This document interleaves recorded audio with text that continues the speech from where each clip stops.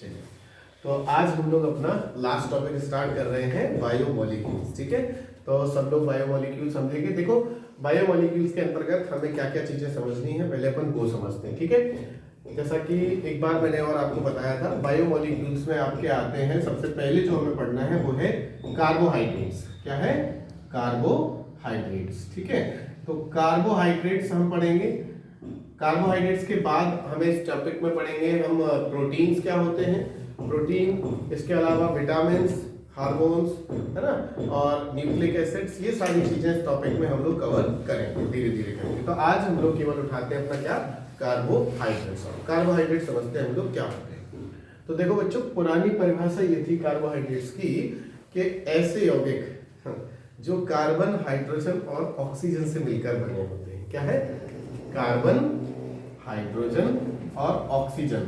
ये जो मैं वीडियो बना रहा हूँ, एक्चुअल में ये क्लास ऑफलाइन भी चल रही है और ऑनलाइन भी चल रही है, तो यहाँ के बच्चे भी कुछ रिएक्शंस दे सकते हैं जब जरूरत हो, और आप लोगों से भी कोई भी चीज़ पूछी जाए तो आप कमेंट्स में आंसर करके आप बता सकते हैं। ठीक है, तो ऐसे यौगिक जो कार्बन, हाइड्रोजन और ऑक्सीजन से मिलकर बने होते हैं और जिनमें हाइड्रोजन और ऑक्सीजन का अनुपात वही होता है जो जल के अनुपात में होता है, जैसे H2O, यानी 2:1। तो जैसे अगर हम देखा जाए, जैसे आपका फॉर्मूला होता है ग्लूकोज का C6H12O6, तो आप इसको ऐसे लिख सकते हो C6H2O का होल 6। तो गौर से देखो, ऐसे यौगिक जो कार्बन, हाइड्रोजन और ऑक्सीजन से मिलकर बने होते हैं और जिनमें हाइड्रोजन और ऑक्सीजन का अनुपात जो होता है वो वही होता है जो जल के अनुपात है। भाई यहाँ देख लो, बोर्ड पे नहीं देखना है, ठीक है ना, जो चीजें हैं कुछ यहाँ देखते जाओ। तो ऐसे यौगिक जो कार्बन, हाइड्रोजन और ऑक्सीजन से मिलकर बने होते हैं, लेकिन इनमें हाइड्रोजन और ऑक्सीजन का अनुपात 2:1 यानी कि जल के अनुपात के समान होता है, वो क्या कहलाते हैं? कार्बोहाइड्रेट्स कहलाते हैं। फिर बाद में क्या हुआ, एक देखा गया कि यार CH3COOH, जिसे हम लोग क्या कहते हैं? Acetic acid. Very good. क्या कहते हैं? Acetic acid. एसिटिक एसिड को अगर हम एक सामान्य अणुसूत्र की तरह लिखें तो ऐसे लिख सकते हैं हम लोग C2H3 और 1 4 यानी कि H4O2।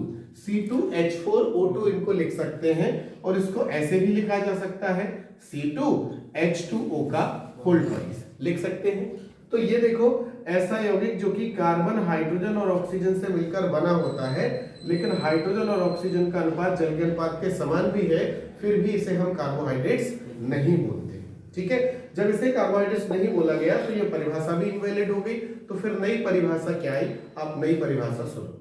नई परिभाषा आई है कि ऐसे यौगिक जो ऐसे पॉलीहाइड्रोक्सी एल्डिहाइड व कीटोन। पॉलीहाइड्रोक्सी का मतलब होता है जिनमें बहुत सारे OH समूह लगे। पॉलीहाइड्रोक्सी का मतलब क्या होता है? जिनमें बहुत सारे OH समूह लगे। ठीक है ना। एल्डिहाइड या कीटोन, यानी उसमें एल्डिहाइड ग्रुप भी हो सकता है या कीटोन ग्रुप भी हो सकता है। तो वे सभी पॉलीहाइड्रोक्सी एल्डिहाइड व कीटोन जिनके जलघटन से 2 या 2 से अधिक पॉलीहाइड्रोक्सी एल्डिहाइड व कीटोन प्राप्त होते हैं, वो क्या कहलाते हैं? कार्बोहाइड्रेट्स कहलाते हैं। एक बार और रिपीट करते हैं हम लोग, क्या है? वे सभी पॉलीहाइड्रोक्सी एल्डिहाइड व कीटोन, वे सभी पॉलीहाइड्रोक्सी एल्डिहाइड व कीटोन जिनके जलघटन से 1, 2 या 2 से अधिक पॉलीहाइड्रोक्सी एल्डिहाइड व कीटोन प्राप्त होते हैं, वो क्या कहलाते हैं? कार्बोहाइड्रेट कहलाते हैं। ठीक है, तो ये बात हुई कार्बोहाइड्रेट्स की। अब कार्बोहाइड्रेट्स का हम क्लासिफिकेशन पढ़ते हैं। तो देखिए, कार्बोहाइड्रेट्स कितने प्रकार के होते हैं, क्या है, इस सब के बारे में हम पढ़ते हैं। तो सबसे पहले हम बात करें अगर कार्बोहाइड्रेट्स की क्लासिफिकेशन की, तो इनको 2 भागों में ना विभाजित किया गया है। कार्बोहाइड्रेट्स 2 भागों में, एक आपका कहलाता है शुगर और दूसरा आपका कहलाता है नॉन शुगर। ध्यान से देखिएगा, एक क्या होता है? शुगर, दूसरा क्या होता है? Non sugar. शुगर यानी जिनको हम बोलते हैं शर्कराएं।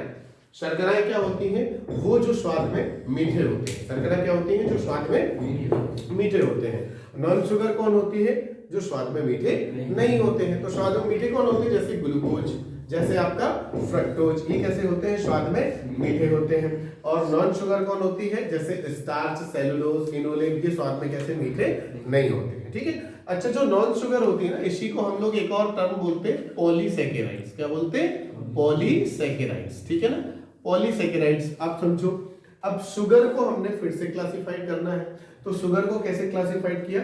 शुगर को ना हमने दो भागों में बांटा। किस भागों में? दो भागों में। देखो कौन कौन से। नंबर 1 इसको हमने लिया ना मोनोसैकेराइड्स। क्या लिया? मोनोसैकेराइड्स। ठीक है, मोनोसैकेराइड्स। और दूसरे पे हमने क्या लिया? ओलिगोसैकेराइड्स। क्या लिया? ओलिगोसैकेराइड्स। अब आप बहुत ध्यान से देखना, मैं इन दोनों को आपको बता रहा हूं। मोनोसैकेराइड्स क्या होते हैं? मोनोसैकेराइड्स का मतलब होता है ऐसे कार्बोहाइड्रेट्स जिनका जलपघटन नहीं होता। ये सबसे सरलतम कार्बोहाइड्रेट्स होते हैं और इनका जलपघटन नहीं होता है। ठीक है ना, मोनोसैकेराइड्स जिनका जलपघटन नहीं होता है, सबसे सरलतम कार्बोहाइड्रेट्स ये कहलाते हैं। और ओलिगोसैकेराइड्स क्या होते हैं? ऐसे कार्बोहाइड्रेट्स जिनके जलपघटन से 2 से 10 मोनोसैकेराइड्स के अणु प्राप्त होते हैं। ठीक है, ऐसे कार्बोहाइड्रेट जिनके जलपघटन से 2 से 10 मोनोसैकेराइड्स के अणु प्राप्त होते हैं, वो क्या कहलाते हैं? अपने ओलिगोसैकेराइड्स कहलाते हैं। फिर से क्या है बेटा? ऐसे कार्बोहाइड्रेट जिनके जलपघटन से 2 से 10 मोनोसैकेराइड्स के अणु प्राप्त होते हैं। ठीक है ना, चलो कितने प्राप्त होते हैं? 2 से 10 मोनोसैकेराइड्स के अणु प्राप्त होते हैं। फॉर एग्जांपल आपने पढ़ रखा है सुक्रोज का जलपघटन। जैसे हम सुक्रोज का जलपघटन करते हैं तो एक हमें ग्लूकोज प्राप्त होता है और एक फ्रक्टोज प्राप्त होता है। तो सुक्रोज के जलपघटन से एक ग्लूकोज और एक क्या होता है? फ्रक्टोज प्राप्त होता है।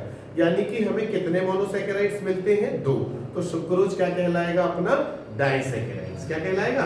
डाइसैकेराइड्स। तो अगर किसी भी ओलिगोसैकेराइड के जलपघटन से 2 मोनोसैकेराइड्स के अणु प्राप्त होते हैं तो वो क्या कहलाएगा? डाइसैकेराइड कहलाएगा। क्या कहलाएगा? डाइसैकेराइड कहलाएगा। ठीक है ना, अगर हमें 3 मोनोसैकेराइड्स के अणु प्राप्त होंगे तो उसे क्या कहेंगे हम लोग? ट्राइसैकेराइड कहेंगे। क्या कहेंगे? ट्राइसैकेराइड्स कहेंगे। अगर किसी भी ओलिगोसैकेराइड के जलपघटन से 4 अणु प्राप्त होंगे तो क्या कहलाएगा? टेट्रासैकेराइड्स। 5 मोनोसैकेराइड्स के अणु प्राप्त होंगे पेंटासैकेराइड्स। 6 मोनोसैकेराइड्स के अणु प्राप्त होंगे हेक्सासैकेराइड। इस तरीके से। और अगर 10 या 10 से ज्यादा होते हैं तो वो किस कैटेगरी में आ जाता है? पॉलीसैकेराइड्स में आ जाता है। किस में आ जाता? पॉलीसैकेराइड्स कैटेगरी में। अच्छा, और जिसका जलपघटन नहीं होता है वो क्या कहलाते हैं? मोनोसैकेराइड्स कहलाते हैं। अब मोनोसैकेराइड्स की भी बात करें, मोनोसैकेराइड्स में 3 कार्बन से लेके 10 कार्बन तक हो सकते हैं। ठीक है, तो 3 कार्बन अगर है उसमें तो इसे क्या कहा जाएगा? ट्राइओस कहा जाएगा। क्या कहा जाएगा? ट्राइओस। कार्बन की संख्या के आधार पर अगर अपन इसको क्लासिफाइड करें तो अगर मोनोसैकेराइड में 3 कार्बन का है तो उसे क्या कहेंगे? ट्राइओस।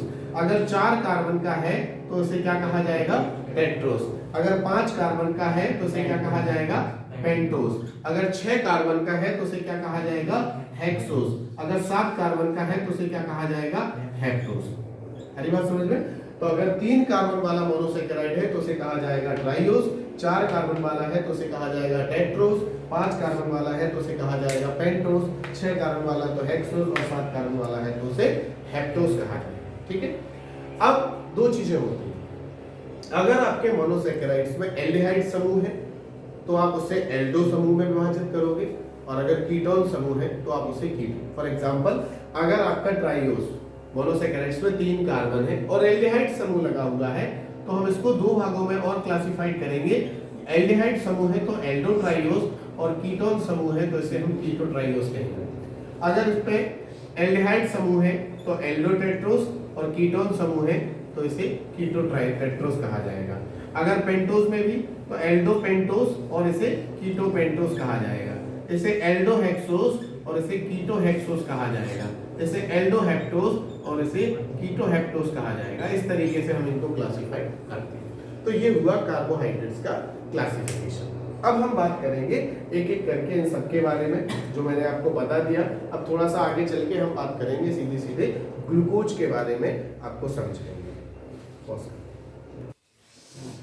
तो ना ग्लूकोज के बारे में बात करेंगे, लेकिन उससे पहले ना एक छोटी सी बात और बता दें आपको। 2 टाइप से अपन कार्बोहाइड्रेट्स को और क्लासिफाइड करते हैं। नंबर 1 होती है रिड्यूसिंग शुगर और एक होती है नॉन रिड्यूसिंग शुगर। देखो, एक होता है आपका रिड्यूसिंग शुगर, ठीक है ना, जिसको हिंदी में हम लोग बोलते हैं अपचाई शर्करा। क्या बोलते हैं? अपचाई शर्करा। ठीक है, और एक होता है non reducing sugar. Non reducing sugar का मतलब होता है अनपचाई शर्करा। ठीक है, अनपचाई शर्करा। तो इनको बड़ा सिंपल वे में हम लोग कैसे क्लासिफाइड करते हैं, बड़ा सिंपल है। देखो बेटा, जो भी शर्करा होती है या जो भी कार्बोहाइड्रेट्स होता है, अगर वो फेलिंग विलयन और टॉलिन अभिकर्मक को अपचयित कर देता है तो वो कहलाती है अपचायी शर्करा, और जो फेलिंग विलयन और टॉलिन अभिकर्मक को अपचयित नहीं कर पाता है वो क्या कहलाती है, अनपचायी शर्करा। ठीक है ना, जो ऐसे कार्बोहाइड्रेट्स जो फेलिंग विलयन और टॉलिन अभिकर्मक को अपचयित कर देते हैं वो क्या कहलाते हैं, अपचायी शर्करा, और ऐसे कार्बोहाइड्रेट्स जो फेलिंग विलयन और टॉलिन अभिकर्मक को अपचयित नहीं कर पाते वो क्या कहलाते हैं, अनपचायी शर्करा। ठीक है, चलो ये हो गया, एक हमने क्लासिफाइड कर लिया। ठीक है, अब हम बात करते हैं एक और छोटी सी चीज जो मैं आपको और क्लियर कर दूं, डी और एल विन्यास क्या होते हैं, इनको थोड़ा सा मैं और बता दूं आपको, फिर हम बात करेंगे अपने ग्लूकोज टॉपिक पे। डी और एल विन्यास और समझ लिया आप क्या होते हैं। देखो बड़ा सिंपल है। अब आपको मैं ना थोड़ा सा ये बताता हूं, जैसे ग्लूकोज का स्ट्रक्चर समझो आप पहले। ग्लूकोज का स्ट्रक्चर कहते हैं, जैसे ग्लूकोज का फॉर्मूला होता है C6H12O6। ठीक है, अब इसमें समझो आपको बड़ा बहुत सिंपल है ग्लूकोज का स्ट्रक्चर बनाना। देखो आप क्या करना है, आपको सबसे पहले ना ऐसे एक लाइन खींचना है। ठीक है, और इसके स्टार्टिंग में आपको लिख देना है CH, क्योंकि ग्लूकोज में ना एल्डिहाइड समूह होता है तो आपको लिख देना CH। फिर ना आपको ऐसे 4 लाइनें खींचना है सीधे, 1 2 3 4। ठीक है ना, फिर सबसे नीचे आपको क्या लिख देना है, CH2OH। ठीक है, फिर क्या करना है, इधर से स्टार्ट करेंगे तो OH OH H OH। देखो OH OH H OH। ठीक है, फिर जिस कार्बन के राइट साइड में OH है उसके लेफ्ट साइड में H लिख देना है, और जिसके राइट साइड में H है उसके लेफ्ट में आपको OH लिख देना है। जैसे यहाँ OH है तो यहाँ H, यहाँ H है तो यहाँ OH, यहाँ OH है तो यहाँ H, और यहाँ OH है तो यहाँ पर H। इस प्रकार से ये क्या बन गया आपका ग्लूकोज का स्ट्रक्चर। लगे हाथ में आपको फ्रक्टोज का भी बता दे रहा हूँ, सेम टू सेम ऐसे स्ट्रक्चर फ्रक्टोज का होता है। आपको फिर से क्या करना है, एक सीधी लाइन खींचनी है। अब की बार नीचे CH2OH लिखा तो आपको नीचे CH2OH लिख देना है, और ऊपर भी CH2OH लिख देना है इस तरह से। ठीक है, अब यहां से ना अपन ने 4 लाइनें खींची थी तो अपन को ना 3 खींचनी, लेकिन नीचे से इस तरीके से 1 2 3, और इधर पे ना आपको सिंपल क्या करना है, ये कीटोन ग्रुप लगाना है, क्योंकि फ्रक्टोज में ना कीटोन लगाना है। ठीक है, ये कीटोन ग्रुप लगाना है आपको, और बस बाकी जो है बिल्कुल सेम 3 कार्बन पे same position, OH OH H, और H के इधर पे OH H H। तो ये बना आपका फ्रक्टोज का स्ट्रक्चर। ये है ग्लूकोज का स्ट्रक्चर और ये है फ्रक्टोज का। ये किसका है, आपका ग्लूकोज का स्ट्रक्चर है, और ये किसका है, फ्रक्टोज का स्ट्रक्चर है। ठीक है, बहुत ध्यान से समझिएगा, ये ग्लूकोज का हो गया, फ्रक्टोज का हो गया। अब हम डी और एल विन्यास की बात कर रहे थे कि ये डी और एल विन्यास होता क्या है, इसको समझते हैं। देखो बेटा, आप एक इसको समझने के लिए एक छोटी चीज और मैं आपको बताना चाहूंगा, असममित कार्बन क्या होता है, एसिमेट्रिकल कार्बन क्या होता है। ऐसा कार्बन जिसकी चारों संयोजकताएं अलग अलग परमाणुओं द्वारा संतुष्ट होती है। फॉर एग्जांपल ये कार्बन है, इधर पे हमने लिख दिया क्लोरीन, इधर लिख दिया ब्रोमीन, इधर लिख दिया आयोडीन, इधर लिख दिया हाइड्रोजन।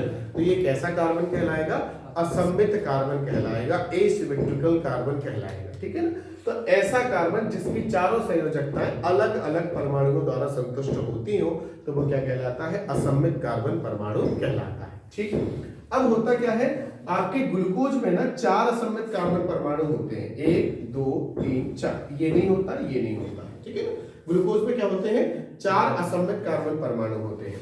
सेम फ्रक्टोज में कैसे होते हैं आपके, यहाँ पे देखो ये भी नहीं होता, ये भी नहीं, इधर पे 1 2 3 असममित कार्बन परमाणु यहाँ पे पाए जाएंगे। ठीक है ना, बहुत ध्यान से देखना आप।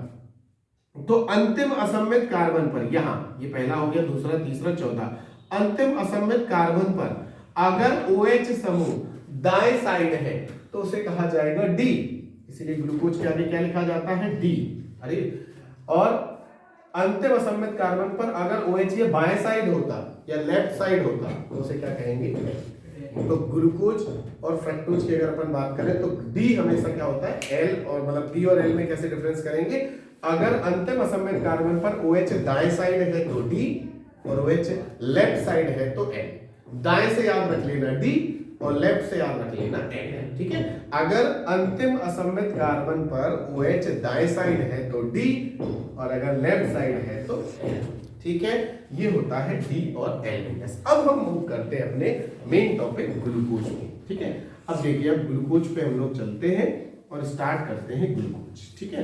देखो, ग्लूकोज के बारे में आप सब लोग ने पता ही होगा, ग्लूकोज देखा भी है सबने, बॉटल्स के रूप में आपके चढ़ता है। कभी कभी जैसे हम हॉस्पिटल में एडमिट हो जाते हैं तो बॉटल के रूप में ग्लूकोज की ड्रिप चढ़ाई जाती है। साथ ही साथ कमजोरी, वीकनेस में हम लोग क्या करते हैं, ग्लूकोज का पाउडर जो होता है घरों में, उसको पानी में घोल के ना पीते हैं। ग्लूकोज तुरंत एनर्जी देता है ना। जैसे बनानास अपन को तुरंत एनर्जी देते हैं कि अगर बहुत ज़्यादा कमजोरी फील हो रही हो तो तुरंत केला आप खा लो तो बहुत ज़्यादा एनर्जी आ जाती है। सेम ग्लूकोज से भी हमारे बॉडी को क्या मिलती है, तुरंत एनर्जी मिलती है। तो हम सब लोगों ने देखा होगा, कई लोग नहीं भी बीमार है तो बचपन में सबने जो है चाट चाट के ग्लूकोज को खाया हुआ है, ठीक है। तो चलो ग्लूकोज की बात करते हैं। तो ये सबसे मेन आपका मोनोसैकेराइड्स होता है और इसको हम लोग ना क्या कहते हैं, डेक्सट्रोज भी कहते हैं, ठीक है। अब इसको बनाने की विधियां समझते हैं हम सब लोग। सबसे पहले समझेंगे ना प्रयोगशाला विधि। अब प्रयोगशाला विधि या लैब मेथड की बात करें तो हम इसको ना बनाएंगे किससे, ठीक है। इसको सबसे पहले हम बनाएंगे गन्ने की शक्कर से। गन्ने की शक्कर से कैसे बनाया जाता है ग्लूकोज, आप समझिए। गन्ने की शक्कर का हम सिंपली जल अपघटन कर देते हैं, यानी कि जो गन्ने की शक्कर होती है इसको घोल कर पानी में घोल के और उसको तनु H2SO4 के साथ उबाल देंगे, ठीक है ना। तो क्या बन जाएगा, ग्लूकोज और फ्रक्टोज बन जाएगा। फिर से आप सुन लीजिए क्या बोला हमने, गन्ने की शक्कर जो होती है उसका घोल लेना है। गन्ने की शक्कर को नहीं लेना है, गन्ने की शक्कर के घोल को जल में घोल के और उसमें थोड़ा सा क्या डालेंगे, तनु H2SO4, और उसको उबाल देंगे। तो क्या बन जाएगा, ग्लूकोज और फ्रक्टोज। यानी सिंपली भाषा में बोला जाए तो चीनी के जल अपघटन से, किससे, चीनी के जल अपघटन से हम लोग बनाएंगे ग्लूकोज और फ्रक्टोज, चीनी के जल अपघटन से, ठीक है। चलो देखते हैं। तो चीनी के जल, चीनी क्या होगी आपकी C12H22O11, ठीक है। ये होगी चीनी। चीनी का आपको करना है जल अपघटन in presence of dilute H2SO4, ठीक है। ये हो गया सॉरी। तो यहां से क्या होगा, हमारा बन जाएगा, एक बन जाएगा ग्लूकोज C6H12O6, ग्लूकोज प्राप्त हो जाएगा, और एक क्या बन जाएगा तुम्हारा फ्रक्टोज C6H12O6। दोनों का मॉलिक्यूलर फॉर्मूला जो है वो सेम होता है, स्ट्रक्चरल फॉर्मूला डिफरेंट होता है। मैंने आपको अभी बताया है कि ग्लूकोज का फॉर्मूला कैसे बनता है और फ्रक्टोज का फॉर्मूला कैसे होता है, दोनों को मैंने समझाया, ठीक है। तो ये आप बना सकते हैं उसको प्रयोगशाला विधि के द्वारा। पोस्ट करो। और एक हम लोग इसको ना, अगर हम इंडस्ट्रियल मेथड की बात करें तो हम स्टार्च से भी बना सकते हैं, स्टार्च के जल अपघटन द्वारा। स्टार्च का फॉर्मूला होता है C6H10O5 का होल N, ठीक है। तो ये बहुत सारे स्टार्च, ओनली जनरली ना सारे पॉलीसैकेराइड्स का यही फॉर्मूला होता है, C6H10O5 का होल N, ठीक है। इसका आप जल अपघटन कर देते हैं N मॉलिक्यूल द्वारा H2O के in presence of dilute H2SO4। Again बहुत सारे मॉलिक्यूल बन जाएंगे आपके C6H12O6 यानी कि ग्लूकोज के। तो ऐसे आप बना सकते हो लैब में भी और इंडस्ट्रियल मेथड पर। अब हम बात करेंगे ग्लूकोज के कुछ प्रॉपर्टीज की, कुछ केमिकल प्रॉपर्टीज की। तो देखते हैं अपन ग्लूकोज की केमिकल प्रॉपर्टीज, ठीक है।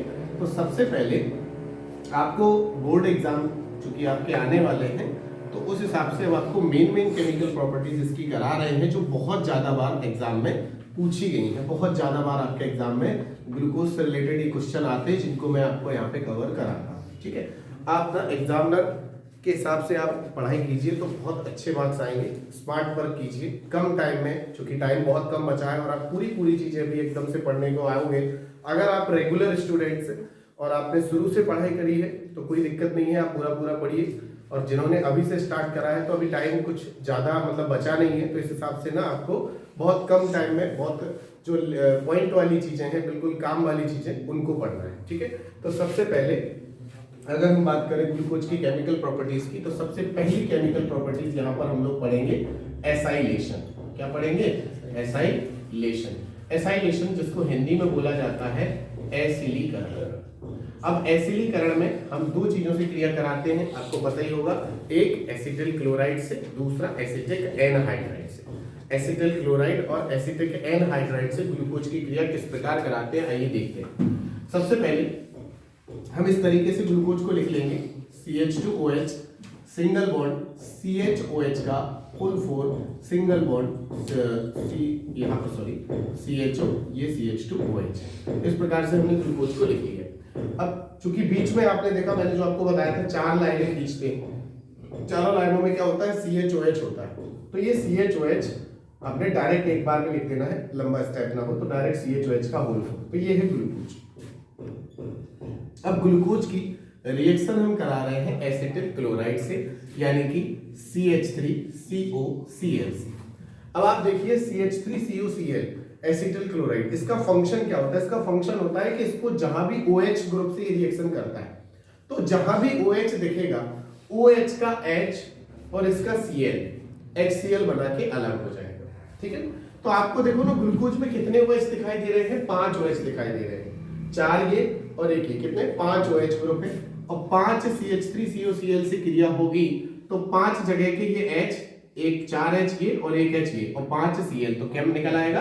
5 HCl बाहर हो जाएंगे और इस H की जगह ये कनेक्ट हो जाएगा COCH3। तो देखो क्या होगा, CHO सिंगल बॉन्ड CHO और H की जगह COCH3, इसका होल 4, और सिंगल बॉन्ड CH2O और H की जगह COCH3। इसका नाम होता है बेटा ग्लूकोज पेंटा एसीटेट। ग्लूकोज पेंटा एसीटेट।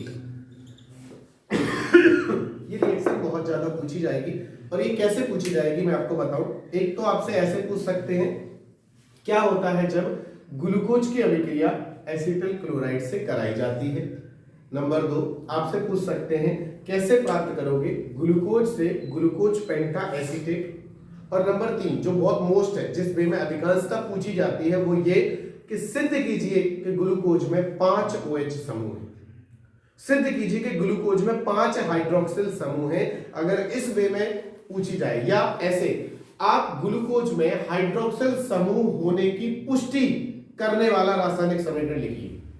ये पॉइंट समझिए आप। ऐसे आपको हो सकता है रिएक्शन याद हो, लेकिन क्वेश्चन समझिए कैसे आते हैं। आपको सीधा सीधा नहीं पूछा जाएगा, घुमा फिरा के पूछा जाएगा कि ग्लूकोज में हाइड्रोक्सिल समूह होने की पुष्टि करने वाला रासायनिक समीकरण दीजिए, या सिद्ध कीजिए कि ग्लूकोज में 5 हाइड्रोक्सिल समूह होते हैं। या आप कैसे सिद्ध करोगे कि ग्लूकोज में 5 हाइड्रोक्सिल समूह होते हैं, तो आप ये रिएक्शन यूज कर सकते हैं। सेम ऐसी आपकी एसिटिक एनहाइड्राइड से रिएक्शन होगी। अगर सेम एसिटिक एनहाइड्राइड से रिएक्शन होगी तो उसका फॉर्मूला होता है ये, और यहां से होगा क्या, HCl की जगह 5 CH3COOH यानी कि एसिटिक एसिड निकल आएगा और बनेगा तब भी ये प्रोडक्ट। और ये रिएक्शन भी सिद्ध करती है कि ग्लूकोज में 5 हाइड्रोक्सिल समूह होते हैं। इसके बाद आप रिएक्शन इसकी करा सकते हो PCl5 के द्वारा। PCl5 से क्रिया, आप PCl5 से इसकी रिएक्शन समझिए क्या होगी। सेम चीज है, ऐसे लिखना है CHO CHOH का होल 4 सिंगल बॉन्ड CH2OH, ये ग्लूकोज है। इस पे आपने PCl5 की क्रिया कराई। PCl5 का फंक्शन क्या होता है, OH हटा के Cl को लगाना। तो जहां जहां आपको OH दिख रहा है वहां वहां से OH रिमूव हो जाएगा और Cl लग जाएगा, ठीक है ना। तो ये बनेगा CHO single bond CH, OH हट जाएगा, क्या लग जाएगा, Cl लग जाएगा, और सिंगल बॉन्ड यहां से भी OH हट के क्या लग जाएगा, Cl लग जाएगा। ये बना पेंटाक्लोरोग्लूकोज। क्या बना, पेंटाक्लोरोग्लूकोज। अब फिर से ये रिएक्शन भी सिद्ध करती है कि ग्लूकोज में 5 हाइड्रोक्सिल समूह होते हैं, ठीक है। ये अगर वो कहें सिद्ध करो कि ग्लूकोज में 5 हाइड्रोक्सिल समूह होते हैं, तो आप ये रिएक्शन भी लिख सकते हैं और PCl5 से क्रिया भी समझा सकते हैं, क्योंकि ये रिएक्शन भी सिद्ध करती है कि ग्लूकोज में 5 हाइड्रोक्सिल समूह होते हैं, ठीक है। अब हम आपको बात करते हैं कौन सी, इसकी दूसरी केमिकल प्रॉपर्टीज की। दूसरी केमिकल प्रॉपर्टीज आती है इसकी, इसका अपचयन, बड़ा इंपॉर्टेंट है इसका अपचयन, रिडक्शन। ग्लूकोज का रिडक्शन समझते हैं, और बहुत ज्यादा फेमस क्वेश्चन भी आते हैं इससे, रिडक्शन से लेके। और रिडक्शन आपसे पूछा जा सकता है, कैसे प्राप्त करोगे ग्लूकोज से सॉर्बिटॉल, पूछा जाएगा कैसे प्राप्त करोगे ग्लूकोज से सॉर्बिटॉल। आप समझो ग्लूकोज का हम लोग रिडक्शन कैसे करेंगे, ठीक है। अगर हम बात करें ग्लूकोज के रिडक्शन की, यानी कि अपचयन की, तो कैसे किया जाएगा इसको समझो आप। ये लिखा हमने ग्लूकोज, ठीक है। ग्लूकोज का पहले फॉर्मूला लिखेंगे और इसके बाद हम इसका सिंपल अपचयन करेंगे। सिंपल अपचयन ये हो जाएगा, यहाँ अपचायक के तौर पर हम सोडियम अमलगम ले लेंगे। अब आप जानते हो एल्डिहाइड का अपचयन किसमें होता है, अल्कोहल में। तो यहाँ से एक H जो है वो यहाँ लग जाएगा और एक H यहाँ लग जाएगा, तो ये बन जाएगा CH2OH और बाकी ये CHOH का होल 4 सिंगल बॉन्ड CH2OH। तो बेटा ये क्या बन जाएगा, इसका नाम हो जाएगा सॉर्बिटॉल। क्या हो जाएगा, सॉर्बिटॉल। तो पूछा जाएगा ग्लूकोज के अपचयन से क्या प्राप्त होता है, क्या होता है जब ग्लूकोज का अपचयन करते हैं, कैसे प्राप्त करोगे ग्लूकोज से सॉर्बिटॉल। इस तरीके के क्वेश्चन, मतलब आप जब रिएक्शन पढ़ते हो तो आपको क्वेश्चन भी माइंड में रखने होंगे कि किस प्रकार से क्वेश्चन पूछे जाते हैं। इसके बाद अगर हम बात करें कि इसके अपचायक गुण की, ग्लूकोज के अपचायक गुण की, अपचायक गुण, रिड्यूसिंग नेचर इसका अपचायक गुण, तो देखो बेटा ये ग्लूकोज जो होता है ये टॉलिन अभिकर्मक और फेलिंग विलयन से क्रिया करेगा। किससे, टॉलिन अभिकर्मक और फेलिंग विलयन से क्रिया करेगा और उसको कन्वर्ट कर देगा, टॉलिन अभिकर्मक को काले अवच्छेद में, रजत दर्पण में, और फेलिंग विलयन को क्यूप्रस ऑक्साइड के लाल अवच्छेद में, और खुद जो है वो ऑक्सीकृत हो जाएगा किसमें, ग्लूकोनिक एसिड में। समझते हैं कैसे, देखिए अगर हम यहाँ पर ले लेते हैं टॉलिन अभिकर्मक, ठीक है, अगर हम यहीं पे ले लेते हैं टॉलिन अभिकर्मक, टॉलिन अभिकर्मक का फॉर्मूला होता है Ag2O। तो अगर इसका हमने यूज किया टॉलिन अभिकर्मक का, तो टॉलिन अभिकर्मक से जब इसकी क्रिया होगी तो देखो आप, इसका जो एक ऑक्सीजन है वो ऑक्सीजन यहाँ लग जाएगा, तो ये हो जाएगा COOH। क्या हो जाएगा, COOH। बाकी सब कुछ ऐसे ही रहेगा और इसका नाम हो जाएगा ग्लूकोनिक एसिड। क्या नाम हो जाएगा,